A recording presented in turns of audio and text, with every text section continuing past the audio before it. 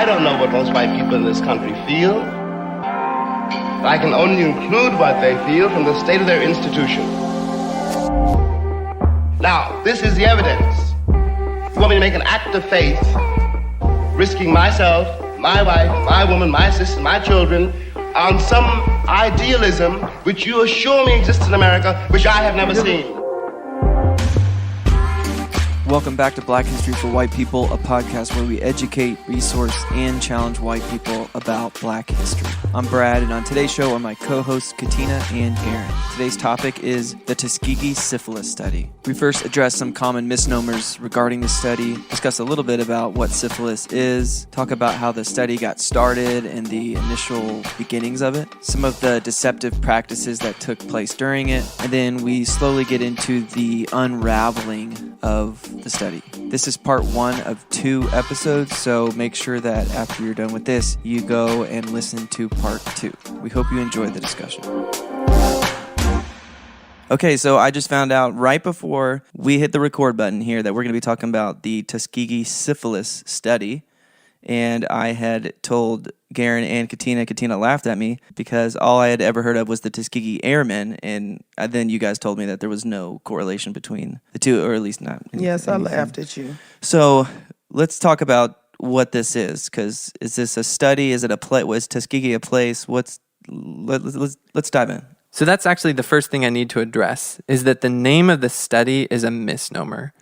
That we call it, and it has commonly come to be known as the Tuskegee Syphilis Study, which puts the blame on Tuskegee Institute for what happened, which Tuskegee is a black institute that was founded by Booker T. Washington and trained black people in the South in, it was one of the only advanced educational opportunities that black people in the South had at that time. And the blame was placed on Tuskegee, but the reality is that it was the Public Health Service, the PHS, that was behind the study completely. And the Public Health Service has now been rolled into the CDC. So it's federal government health agency that's now part of the CDC. So if anything, it should be called the CDC or the PHS Syphilis Study, because they were the ones who were really behind it and pushing it.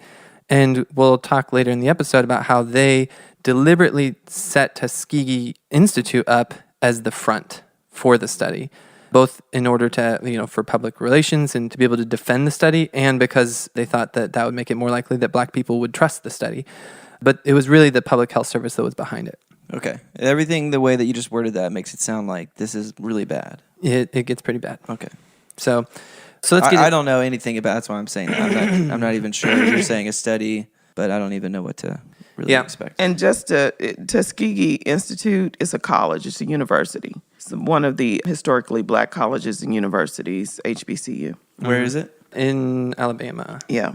So the study was called the Tuskegee Study of Untreated Syphilis in the Negro Male. That was like the full name. But that's not what the men who were in the study knew the study as. For them, it was called the Tuskegee Medical Research Study. And the reason why it went by a different name for the participants is because they were not told that they had syphilis. It was the longest-running non-therapeutic experiment in the history of medicine. It began in 1932, and more than 600 men were ultimately recruited into the study. The men who were recruited were not told that they had syphilis. They were instead told that they had bad blood, which back then was a general name that was used for any kind of unknown medical problem. Yeah. You think in modern times we can diagnose the vast majority of illnesses. So we don't have like a catch-all term like they had to have back then when medicine was less advanced. But back then, bad blood was kind of a catch-all for something's wrong with you, we don't really know what. So they were told they had bad blood, and they were told that they would be treated through this study. And they ultimately were not treated, and not only that, but they were deliberately prevented from receiving treatment. And the authors or the architects of the study wanted them to not have treatment because they wanted them to die of syphilis. And one of them actually said in a quote that they were cadavers that had been identified while they were still alive. My God. So that's kind of the intro. We're going to go back up and kind of walk through this. Okay. So the first thing you need to know is a little bit about syphilis. Syphilis is a sexually transmitted disease that, if left untreated, can lead to blindness, heart trouble, insanity, stroke, and death. The way syphilis works is typically when someone gets infected, they'll initially get a rash, and then it'll go away and become latent, and really nothing much will happen. And then in about a third of the time, it'll just go away permanently. About a third of the time, it'll stay latent, and a third of the time, it'll come raging back and can become deadly and kill people. And so the study wanted to know what was going on with that last third, and they wanted to understand better why it sometimes goes away. And so that was like the question that they were trying to address. At the time of the study, there were some early forms of treatment for syphilis, but the forms of treatment were basically like chemotherapy. They would take metals like mercury and they would ingest those, hoping to kill the syphilis before they killed the person. And sometimes those treatments could be successful and actually could get rid of the syphilis, but they didn't work all that well, and they had lots of bad side effects, as you might imagine.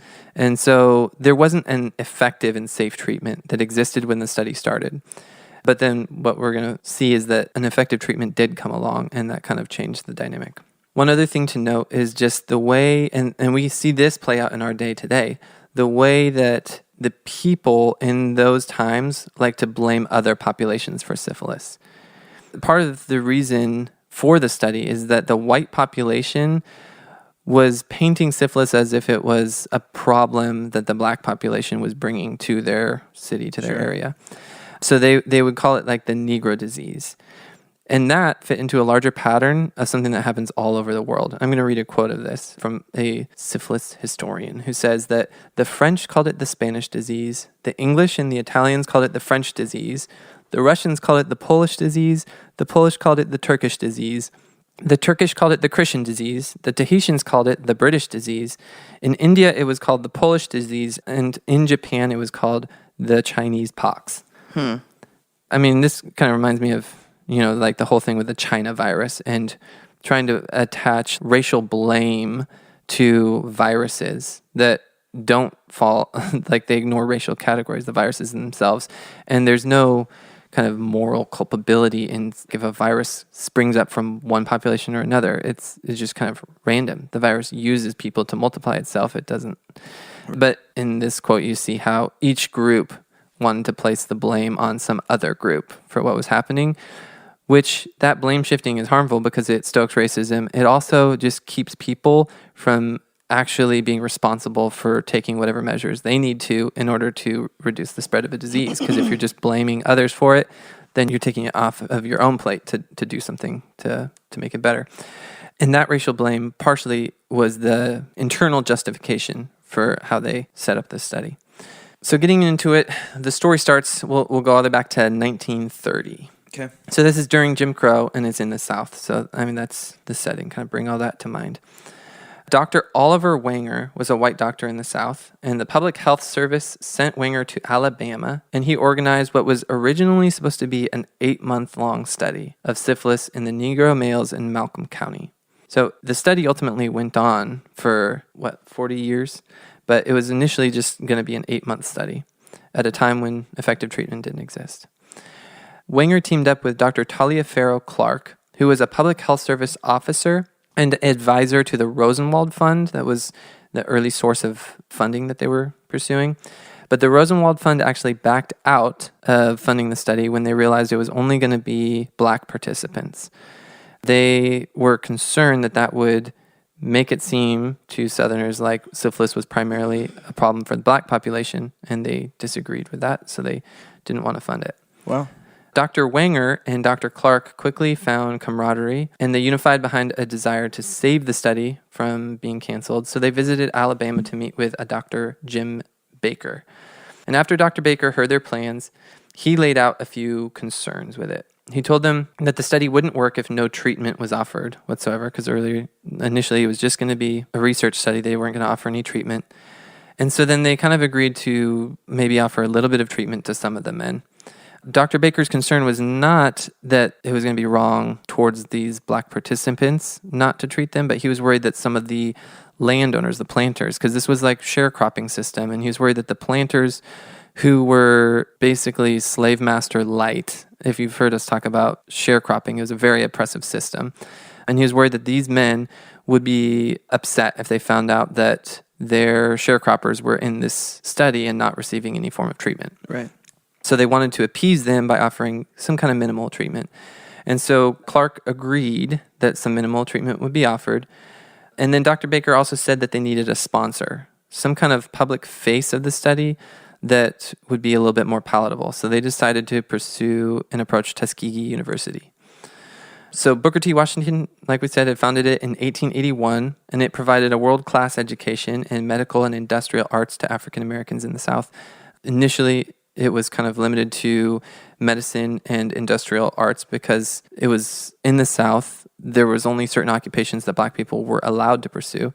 Eventually, over time, more fields of study were added. But when Dr. Clark and Wenger approached Dr. Dibble from Tuskegee University and tried to talk him into letting them use the institute for the study, Dr. Dibble agreed under the understanding that it was just going to be an 8-month study. So he wasn't initially being approached with everything that the study would become. And it was at a time when there was no effective treatment. It would also employ Black doctors and nurses at Tuskegee. And they said that some limited amount of treatment would be given to some of the participants. That was, at least at that time, the plan. So Dr. Dibble agreed to it, and he recruited nurse Eunice Rivers, a Black nurse, to be kind of the face of the study to the participants, to the men who would be recruited into it. But then right at that very infancy of the study, we start to see problems and deception that was used. And part of what you're going to see in this episode is that it just starts with these little lies that grow. It becomes more and more problematic over time. Well, I mean, already it sounds like the two guys that are starting the study don't want it to be just 8 months. So in their minds, they're going to try and make it longer. But everyone else, like even at Tuskegee, nobody really is aware of that, even up to this point. Yeah, so I don't know at this point what their aims were, because you'll see, I think they didn't know that there would be an opportunity to lengthen the study at that time. So I think at that point they didn't know for sure, but they wanted it. But they had aims to do something bigger. And also they had, you can see in their correspondences with each other, and we'll get into some of that there was a lot of racism and white supremacy involved in their ideology from the beginning. Which I'm sure like a lot of people that are doing studies probably would like to lengthen their studies. Just in general, I would. Mm-hmm. But to make a name for themselves. But if they're like, overtly racist, then it's hard to know why. I guess we're going to get into that, but yeah, we'll get into that. I mean, you can have, there are plenty of people who, I think they're trying to do a study that would have had probably at some level medical benefit. Like if there's a better medical understanding of syphilis, there is a way in which that would benefit future white and Black populations. And so I think at some level wanted medical advance, but they also were willing to cross all these ethical lines to get it in a way that caused, in the end, a lot more harm than good. We'll talk about the fallout from the study and how much harm it caused. You can want to provide medical help to someone without respecting them as humans. Yeah. Like people. It's just the whole argument of, a lot of the really respectable jobs that are like that kind of our society would be like, oh, these are respectable and very nice jobs. It would be ignorant to think that they're not racist people that are doing those jobs. Like teachers, like I think in our society, we really appreciate and value teachers, not like actual forms of like financial and, that's a whole nother discussion. But like we would say, oh, we love teachers and stuff, but we just can't assume that teachers who are basically raising generations of kids, none of them are racist. Just like doctors, firefighters, policemen. Mm-hmm. Right. These are all like really respectable jobs that we can't assume that everybody's perfect in those. Yeah, just being a doctor doesn't mean that you're not racist. Being a Supreme Court justice doesn't mean that you're not racist. Yeah, Well, even if you're in an occupation that has like philanthropy as part of maybe your initial motivation for getting into it, that doesn't undo the cultural views that you're drinking in from the people around you. And we'll see also, in any kind of occupation, even if there is like a philanthropic kind of side to it, human hearts are proud and we want to make a name for ourselves. And there's also financial ways in which we can just get twisted over time. Well, and we know that there are disparities that exist in racism, medical racism. When we talk about Dr. James Sims, who did a lot of horrific things to Black women in his gynecology, OB and gynecology research. So medicine, there have been racial or racist motivations in medicine, and that's supposed to be a very noble field, caring for people, healing. And so, yeah, absolutely. People can bring their bias, their hatred, their racism into their profession, and it drives their work. Yeah, he did like surgeries on enslaved women. Yes, he did. Without numbing medicine. Yeah. And to study. Like just Mm-hmm. totally cruel. Or think like the Nazis, they did medical experimentation on people. And it's like those Nazi doctors, it's like, why did you get into this? There's some level of, you become a doctor because at some level you want to help, but then humans can just twist ourselves with justifications. And torture people. Yeah. Yeah, Dr. Sims perfected the C-section on enslaved Black women with no anesthesia and several other procedures and things that he did. Horrific. So the study, I think it was problematic right from the beginning. It became more problematic over time. The very first public ad for it said, quote, "Free blood tests and free treatment by county health department and government doctors.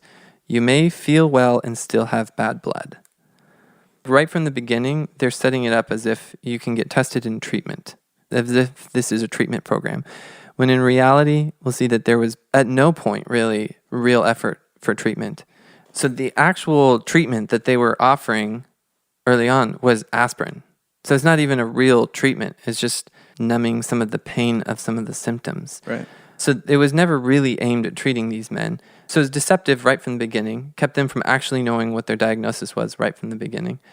But then the study got worse over time, and the first really big dramatic way in which it got worse was at the end of that initial 8-month phase. They wanted to do spinal taps on the men. And the reason for this is because, like I said, syphilis can become latent. And when it's latent, it's hard to know whether the syphilis is starting to attack the brain. Because in later syphilis, when it comes raging back, it can attack the brain and cause mental symptoms. And the doctors wanted to know if it was kind of moving that direction with any of the study participants so that they could kind of study that specific, how that happens. So they wanted to know that, and to do that, they needed to do spinal taps, which is a very painful and even dangerous procedure, especially at that time. And there is no medical benefit or value to getting a spinal tap done. But that is not how they cast the spinal taps. They actually didn't say that they were going to do spinal taps. Instead, they posted a letter to the study participants. I mean, I'll read this to you and just note all the things that they're doing here. They say at the top of the letter, Macomb County Health Department, Alabama State Board of Health, and U.S. Public Health Service, cooperating with Tuskegee University. Dear sirs, some time ago you were given a thorough examination, and since that time, we hope you have gotten a great deal of treatment for bad blood. You will now be given your last chance to get a second examination. This examination is a very special one, and after it is finished, you will be given a special treatment if it is believed you're in condition to stand it. So, I mean, first of all, just building up the study with like all the medical credentials of the organizations on board. Note the fact that Tuskegee University is almost an afterthought, that the real force behind it was Macomb County Health Department, Alabama State Board of Health, and U.S. Public Health Service. And then note that they say that you've been receiving treatment for bad blood, which was a lie, that now you have your last chance to get a new, very special treatment. And this very special treatment was not a treatment at all. It was a needle that they were going to stick into their spines to draw out spinal fluid to test so that they could advance science. So it was a painful procedure, a dangerous procedure, and they lied about it. So then, let me also read just some of the letters, the correspondences back and forth between Dr. Clark and Dr. Vandelier about this phase of the study, because they're pretty damning. Vandelier was a doctor who had been brought in, and he was kind of like the one on the field, on site, doing the work and doing some of the study. So in the final stages of the 8 months, he wrote to Dr. Clark and said, "I'm aware of the great difficulty offered in recognizing the early subjective symptoms of paresis," which paresis is when the syphilis kind of goes into the brain, "in the Negro, but it seems unusual that I have failed to recognize a single early case of paresis with subjective symptoms in the 200-odd cases." Dr. Clark replied and said, I quite agree with you as to the hopelessness of recognizing mild paresis among illiterate people of such circumscribed cultural horizon. I am hopeful that the spinal fluid examinations may throw some light on this question. And then he later added, these Negroes are very ignorant and easily influenced by things that would be of minor significance to a more intelligent group. They basically were saying you can't recognize this disease getting into their brains and causing madness because of just this baseline of, they dressed up the language, but these circumscribed cultural horizon. He's basically saying it's just like this racist view of they're ignorant, and so we can't recognize it, so we need to stick these needles in their brains. A racist view of their intelligence and fear of perceived inferiority. Yeah. Which the reality of something that doesn't get said a lot about this study is that these men at this time were all sharecroppers. But one thing that we need to say is that a lot of these men went on to get education and advance their lives. A lot of them ended up going to universities. A lot of them ended up becoming... You're saying, it sounds like you're about to say, nobody got in trouble for this? Oh, we'll get into that. Okay. Yeah, we're going to get into that towards the end. Okay, I'm glad. But you're talking about the African American. I'm saying the African American participants. Yeah. They initially, they're in the South at a time when education was past 6th grade was not available to most of them. And so many of them had less education, not because they were less intelligent or less able. And a lot of them went on to overcome that lack of early education to go on to do great things. Yeah. And thinking about the fact that Black people didn't have access to education in the way that white people did, and education in general, most white people weren't educated because of access. But then when you think about Black people not having access to education because you had to attend a school that was for Black people, there weren't many. And even when there were, at that time, the planters would literally come to the schools when they needed more field hands, and they would just pull kids out of class. In the Fannie Lou Hamer episode, we talked about that, how the planters would just come and take kids from the class and force them to work. And they had a 4-month school season. So even 6th grade education, it's like you have a shortened school year that's just put in the parts of the year when more field hands aren't needed. Right. So there was a lot of education that just was not available. Part of the Southern Compromise was that white people conceded to giving a little bit more early education in exchange for basically excluding Black people from more advanced education. Right. And so over time, there came to be some level of earlier education, and that's actually part of where our public education system in America came from. Mostly it's Black people that we have to thank for that, because white people had the money to privately educate their children, but Black people didn't. Black people fought for education and made the case for why education was a public benefit to everyone, and then won concessions along those lines. And a lot of the early arrival of the public education system was through the advocacy of Black people in the South. But at this time, there wasn't good education available to most of these men. They lived in an oppressive sharecropping system that was basically a continuation of slavery. And these doctors kind of used that, and you can see just their view of their patients. They had no respect for them. They're talking about them as backwater. And as you talk people down like this and fail to recognize and dignify the humanity of the people you're working with, you can see with what happens in this next phase of the story how it becomes easy to justify more and more inhumane treatment. Exactly. So after actually about 9 months, the study in that initial phase wraps up. And Dr. Vonderleer says his goodbyes to everyone. The staff returned to the regular posts, and Vonderleer returned to Washington, D.C., to the Public Health Service building to debrief with Dr. Clark. So he goes in and thinks that the study is done, but while he's there, he discovers that Dr. Clark is retiring. And so Dr. Clark wants Vonderleer to replace him in his role, and Vonderleer immediately, upon taking the reins, lobbies to continue the study. So then in 1932, the study is revived and the goals of the study changed. The doctors were now deliberately trying to let the disease run its course in order to study what happened. There still was no effective treatment, but they were beginning to cross more and more ethical lines. They also had a perverse incentive, a financial incentive to continue the study, and that was that in those days, the Public Health Service was working on a test, a blood test to determine whether people had syphilis or not. And in order to manufacture a blood test, you need blood, but syphilis is not stable in the blood. And so they used the blood from the participants in the study to develop a blood test that the Public Health Service went on to patent and release and make a bunch of money off of.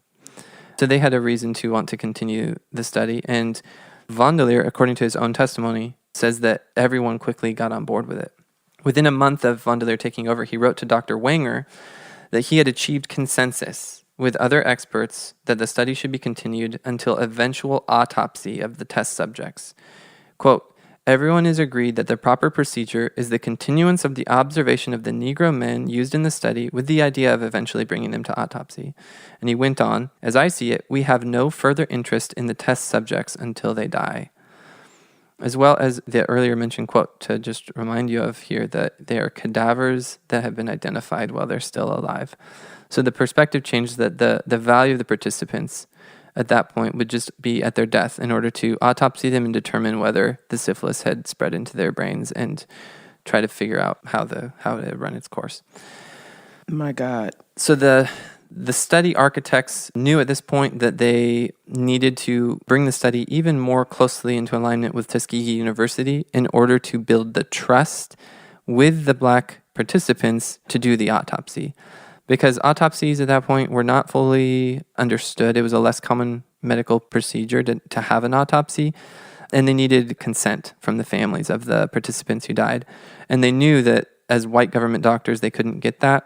And so they pressured and worked through Tuskegee University and kind of were manipulative in order to get autopsies. And they helped with some of the burial expenses kind of in exchange, almost like a bribe to get permission to do the autopsies. They also brought the medical establishment in, and you'll see in this next phase of this study, it's like the study gets worse and worse at the same time that the number of people who are complicit and involved grows. So the study brought the wider medical establishment in because they knew that in order to autopsy the participants, they needed to quickly identify any that had died. So Vondelier personally spent weeks driving to health departments and hospitals all throughout Macomb County and the surrounding areas in order to recruit the whole local medical establishment to assist in identifying the men from the study who passed away so that their bodies could be quickly brought into autopsy. He mentions that he heard no objections and that there was no pushback as he explained the study in one setting after another. In 1933, they also added a control group because the initial 400 or so men all had syphilis, but then they needed to add a couple hundred men to be like a control group. So those men were added to the study at that point. And then the study just kind of ran its course for decades. They did nothing and they observed the men. And as the men died, the local health departments would identify them, they would bring them in, they'd autopsy them, and they'd perform their study. But something happened in 1943, about 10 years in. Dr. Heller replaced Dr. Vondelier as the director of the Division of Venereal Diseases, and in 1943, scientists showed that penicillin could be an effective treatment of syphilis. So suddenly, up until now, you only had mercury and other heavy metal treatments, which were dangerous and not very effective. And then suddenly you had a relatively safe, penicillin can cause allergic reactions in some 8 to 10% or something of the people who take it. But you can easily identify that, and there's ways to make that safe still. But for the vast majority of the men in the study, there was a completely safe and effective treatment now to cure them of syphilis. Yeah. But they not only didn't offer penicillin to the men at that point, but they deliberately worked to prevent the men from getting penicillin. Literally, there are stories of them identifying, there were penicillin kind of, whenever it initially was shown to be like this miracle drug that could cure a lot of diseases, penicillin was widely distributed. Local health departments would set up shop and they would just give out penicillin to people. It was a cure for a lot of different things. So it's almost like, well, you have bad blood, you don't know what's causing it, take some penicillin, see if that helps. So it was widely used, and the study would find men in the study in line to get penicillin, and they would pull them out of line. They approached the local medical establishments and gave them lists of the names of the men who were in the study, and it was like a do not treat list, saying not to treat them with penicillin that could have saved their lives from the syphilis that ended up killing many of them. And all through that time, there's no evidence whatsoever of any objection or pushback when Dr. Heller or Vandelier decided that penicillin should be denied to the participants. There wasn't, a bunch of angry memos within the public health service from this widespread. There's a lot of people involved in the study at this point, and a wider medical establishment that was being told, don't treat these men. And there was no public outcry, and no internal outcry. So the study continued, and more study participants died. Many of them were already a little bit older to begin with. And so by the time we get to the 1960s, the number of participants still left in the study was under 100. Some of them had died, some of them had also just moved away, and the study had kind of lost track of them. And in 1965, you have the first real outcry that we can identify. 1965. It's like 30 years in, 20 years past effective medical treatment is the first time we see someone objecting to the ethics of the study. And that was from Dr. Erwin Schatz. He read of the study in a medical journal, and he wrote to the CDC and said, quote, "I'm utterly astounded by the fact that physicians allow patients with a potentially fatal disease to remain untreated when effective therapies are available. If this is the case, then I suggest the United States Public Health Service and those physicians associated with it need to reevaluate their moral judgments in this regard." Dr. Ann Yobbs was she was one of the study authors, and she's the one who received that communication. And when she received it, she attached a brief memo that said, quote, "This is the first letter of this type we have received. I do not plan to answer this letter." She stapled that note to it, and she archived it. Dang. Thanks for listening to this episode. If you're looking for more information on what we discussed, take a look at the show notes or go to blackhistoryforwhitepeople.com. If you'd like to play a supportive role in the podcast, you can support us on Patreon at patreon.com/blackhistoryforwhitepeople. Again, this is part 1, so make sure to look in your feed for the second part of the Tuskegee Syphilis Study. We'll leave you with this quote from Jackie Robinson. "Life is not a spectator sport. If you're going to spend your whole life in the grandstand just watching what goes on, in my opinion, you're wasting your life."